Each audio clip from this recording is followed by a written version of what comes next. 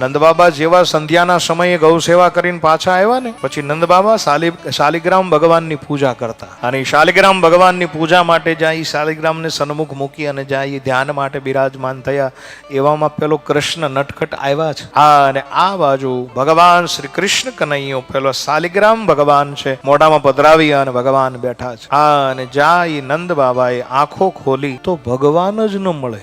આજુબાજુમાં પેલા તો નંદ બાબાએ જોયું કે ક્યાં ગયા ભગવાન, ક્યાં વયા ગયા શાલિગ્રામ. પણ જ્યાં કૃષ્ણ બાજુમાં બેઠા હતા એટલે તરત સામું જોયું, મોઢું ફૂલાયેલું. જેવો માં જશોદાને જવાબ દીધો હતો ને એવો જ જવાબ આપ્યો.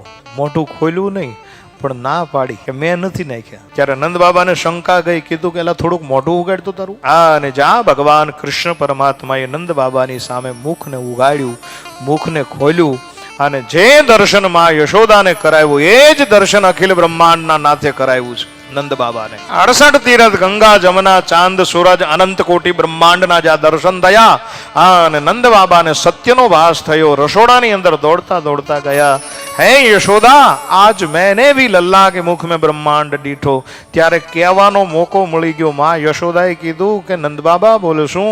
બોલે 70-75 વર્ષની ઉંમરે આવું બધું દેખાણા કરે, ગૌશાળામાં જઈને કામ કરો.